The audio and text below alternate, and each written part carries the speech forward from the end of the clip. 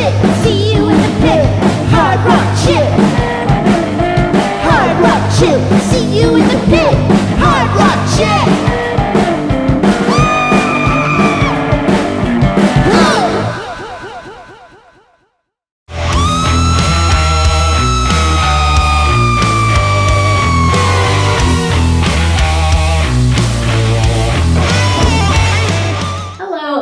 I'm HardRockChick, and welcome to a special edition Hot Ones with Spooky from Spellgrinder. Spooky, how are you tonight? Oh, good, thank you.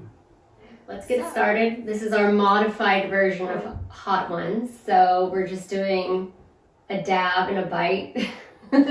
Since for some reason we ended up with giant ass wings.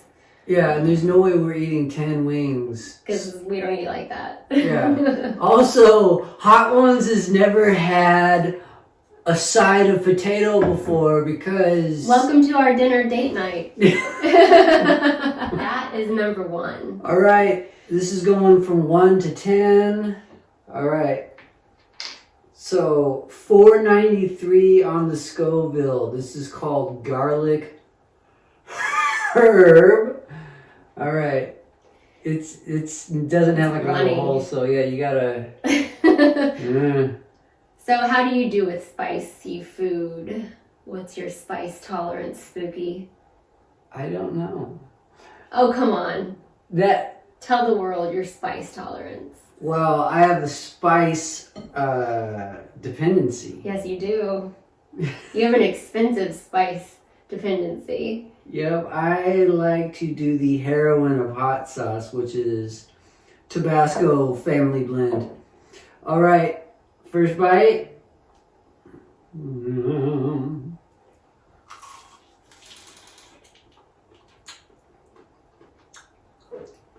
Not too bad. That's delicious. Yep. So, you're a multi-instrumentalist. You also sing, but you're primarily a guitar player, just judging by the multitude of guitars around the house. Why don't you take me back to the first... Our cat's getting in the cabinet. To the first time that you played guitar. The first time that I played guitar? Well, that you got serious about it. Oh, man. Because to me, it's kind of, it's a sad story. Okay, well, I bought my own guitar when I dropped out of 8th grade early and got a job at the fairgrounds. And with that job, I got my first guitar and amp. And then I just started slaying and, started 9th grade. And I just couldn't wait to get home and play, but I got kicked out of my... Got kicked out of my house by my mom for Christmas break. Ended up living with my grandparents for a couple weeks, but then a week after Christmas, their whole neighborhood flooded. Yeah, broke. And then me... The levee broke. Yeah, the levee broke. And... yeah, we ended up living in a Motel 6 in Stockton. And that's when I had nothing to do. I didn't get enrolled back in school. We lived in a Motel 6 for 3 months. And so I would just play guitar in bed. And it was a healthy dose of just learning stuff out of the back of a Guitar Player magazine, learning how to play Social Distortion songs like Mike Ness guitar songs. So let's get going with the second one. This is Bacon Japolino. Inside joke. Which one are we working on? All right. Okay. Okay, ready?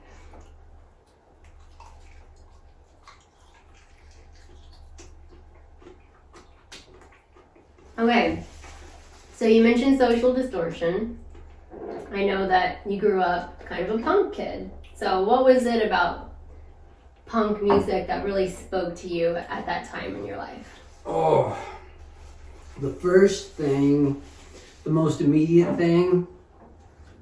Because punk had me by the first, and it was the guitar tone. Mm-hmm. You know. And what was that first that you heard? Oh my God, that's debatable. Yeah. Like throughout time, like the first dirt that ever like killed me was Back in Black by AC/DC. You know, but your favorite punk band is? Oh man, the Ramones or the Sex Pistols. Yep. You know, like, well, I got into Green Day as a little kid. And I came home and my dad said, boy, sit down. He had all his records out. And he said, listen to this. And he put on the Ramones. He put on Ramones Mania on vinyl.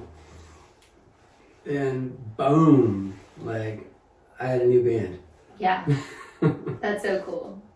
My parents never did anything like that. Oh, they did it, but not with the Ramones. They were like, hey, this is George Strait. And I was like, Are you ready for a third? Yeah. This is number 3. This is Cayenne hot sauce. It is a 607 Scoville. All right.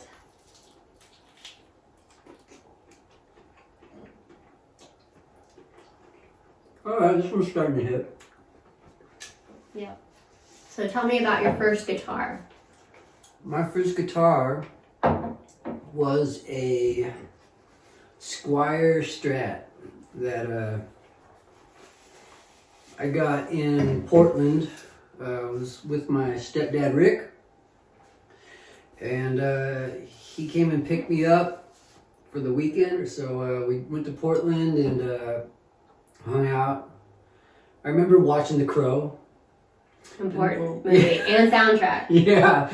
So take me to the moment that you first knew that you could play well. So, all right, let me get this hot sauce and we'll get rolling. So what are we having now?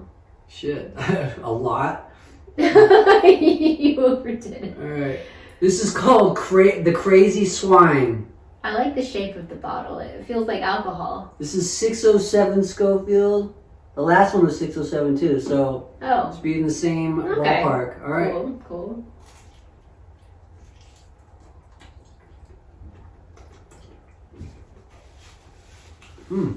Well, the first solo I ever really learned, which made me feel pretty good, was the What I Got solo by Sublime. I learned it off a tab in the back of a magazine, and I would just run it all the time. And what the basis of me playing guitar, like soloing, would be from then on for like a year or so, was basically playing that guitar solo, but really fast. And then people would just be like, "Oh, damn, you're amazing." And that was what I cruised by on for like half of 9th grade. So was it more of like an internal feeling or being validated by other people? That was the validated by other people. And I felt okay, but I always knew I was struggling. I was biting a hole through my lip. Life. Let's talk about your first band. My first band was called The Antisocials. And it was with my sister Rachel. And we had a couple drummers. It started off with my friend Fester was the drummer, and then this girl Becky was the drummer. Oh, we're doubling in Schofield. This is 1,240. That's not very nice. Yeah, there was 2 that were 607, and then we're just like, okay, into the ionosphere, brother. Will you go to a different piece because mine's getting hard to eat? Yeah. Okay.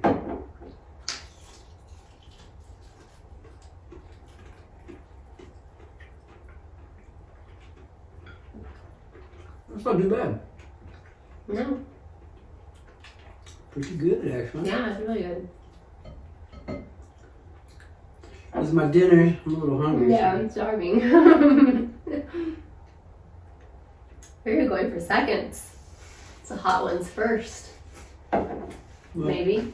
From the episodes I've seen. They might edit that out. So the antisocials.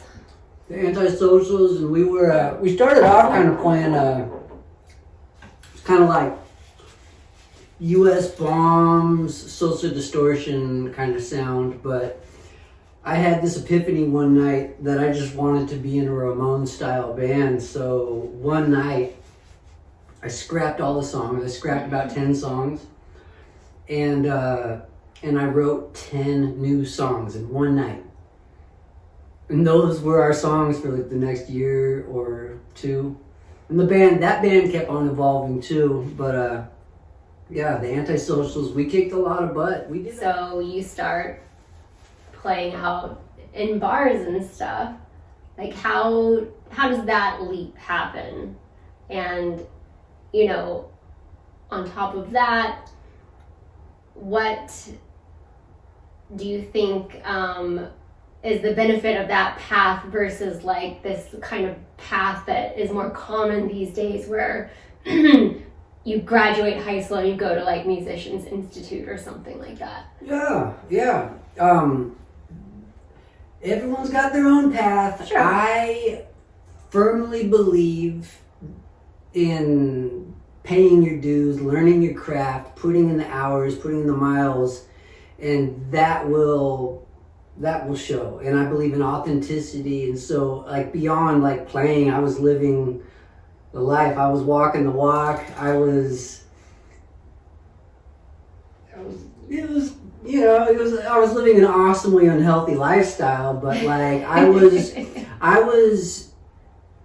grooming myself to be an artist. And that's what I thought I was doing, and I wanted to know what the artists that were singing these songs about dark bar rooms and hookers and all these like gnarly things. I wanted to live that. I didn't want to be no fucking poser. So back to your bar playing days. I've heard a few stories about truck stops and things like that. Can you maybe share a tale or two? Oh yeah. First,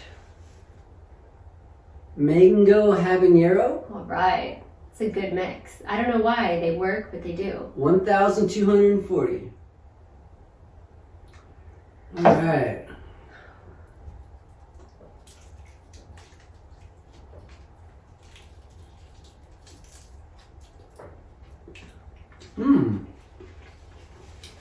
Well, we used to play at this place called Loretta's, and it was this truck stop bar. I can't remember exactly what town it was in, but out where it was, there was nothing except for across the street there was like a porno bookstore. As there should be. And Loretta's was just like, it was half burnt out because before I'd ever gone there, like the place had lit on fire, so it was half burnt out. And they just hadn't fixed it? Well, I guess like when this night happened, because this was Mallory's 21st birthday. And it was a full moon. We had a bunch of like whiskeys from the 1950s, like little whiskeys from the 1950s. And I remember going in there, and there was this old respected guitar player, and I think he's passed. Oh, his name will come to me later. Like, he was a cool dude. Kind of looked like George Harrison in the 80s, had a mustache. And he had two women, each on his arm, and they were weathered. And I'm sitting there with Mal, and this is Mallory's first bar gig ever because it's her 21st birthday. Oh shit! And yeah. she's playing piano and singing, and I'm playing guitar and singing, and dude Jay is playing drums. So anyways, like, the dude is talking to me, and I'm like, oh yeah, hey man, nice to see you. This is my sister Mal, and the girl that he's with, one of the girls he's with, is like, that's your sister? And I was like, yeah, she's like, all right, you want to fuck? And Mal was just like, and I was like, I'm cool. There we go. What is this one? This is Demon Fire Garlic del Fuego. Get back! He was just gonna go take Jesus, it. dude! This is what happens when you have exotic cats. Alright, this is 3,493 on the So we Scoville. doubled again? Great. Yeah. Alright, hold on. Let me break off a good bite piece, alright? He's really eyeing that. Okay, here we go. Here we go. You ready? Mm-hmm. Pretty good. This Not- is easy. It's not insanely hard, is it? This is fucking easy. No one's like sweating and forgetting how to talk yet. Yeah. Let's fast forward to Spellgrinder. So you playing in bar bands, you had a couple other bands of, different corners of the rock world. What was the impetus for Spellgrinder? Spellgrinder is because I never stacked the deck to where I could have this much fun playing music in a band. Like Danzig and L7 and Pantera, and thinking, man, I want a band that hits like this. I want a band that's fun and just rips, and started putting songs together. Decided I wanted it to have a horror theme because that's fun, and did it. How did you go about gathering source material for your songs? I know in some of your other bands you stuck your nose in some Tolkien. What have been some of your inspirations in general for some Spellgrinder stuff? Well, limitless inspiration for Spellgrinder is horror movies. Horror movies, I can sit down and I'll put on just a crap movie, but as I watch it, just coming up with rhymes that are in the movie. And those can turn into songs. And I get suggestions from you. You sent me an article for Gryla, the Christmas witch. And said, this would be a neat idea for a song. This would be a neat idea for a song. Yeah, why does a Texan have that accent? Oh, don't you know, golly gee, don't you know you should write a song about Gryla? Oh. Okay. Yeah. This will be easier for you. These aren't even wings. You see, yeah, why didn't they chop them in half like they normally do? Probably because you spent less money, so you're like, all right, fool, chop it yourself. All right. Give me a bunch, because so far I've been way unimpressed. Okay, lady. What is this one? This one is, what is it? 7,910 on the Scovilles.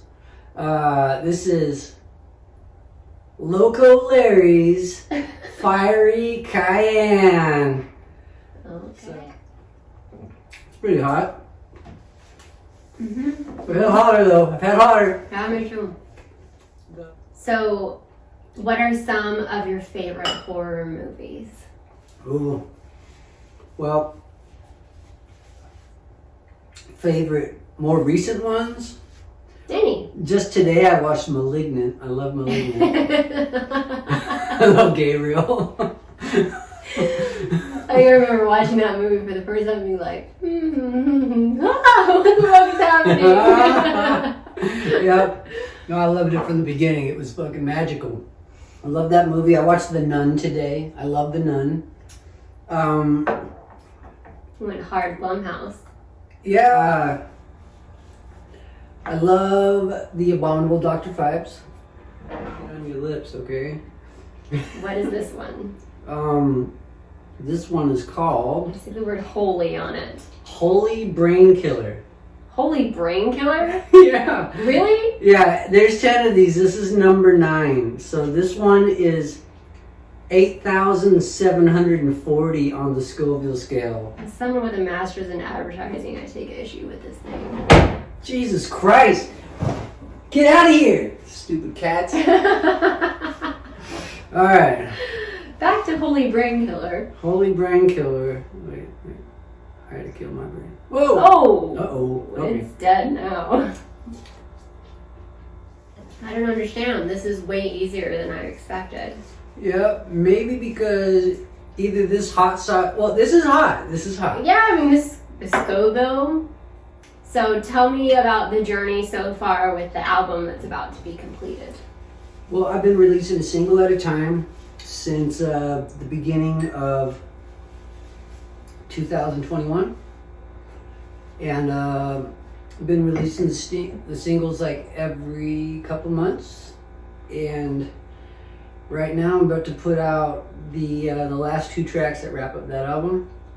Just got the album art completed. Great piece of art by David Paul Seymour. And he did the Liquid Death art. he just did it, yeah. We just did like a t-shirt with them. Great stuff. Alright. Magumbo. Remember, Gemma, don't touch your eyes. Alright. You ready? What is it? What's it called? Oh shit, this one is called. It has no name. Alright, this is 11,300 Scoville. Shit. This is called Ghost. Jesus Christ! Our cats play whatever that game is. It's called Pool. Pool. Fuck! I hate having cats. This is called Ghost Pepper Hot Sauce. Oh, okay, ghost peppers. Yep, that's some serious stuff. Alright. Alright, best of luck.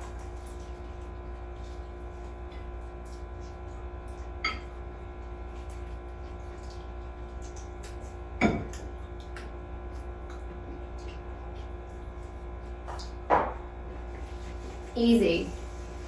No milk needed. These people are wimps. We've got to do the, tell me about that Instagram photo. I was in the Darkness music video for Everybody Have a Good Time. We all showed up down there and we looked cool, so they put us right in front of the stage. And I got to talk to Justin for a while, and that was really cool. And he taught me how to tap. I asked him how. He was very modest. He said he didn't know how. I was like, yes, you do, dude. And then he started tapping for me. It was awesome. Okay, Mr. Spooky. Tell us what is coming up next for you. What can your fans expect? Well, that first album's coming out. Music videos for all the songs will start coming out. And immediately I'm going to start working on the second album, which will be a progression from the first album, but it's going to hit all the ways that you love, but it's going to surprise you. It's going to be great stuff. All right, interview over. All right. See you in the pit. Hard Rock Chick.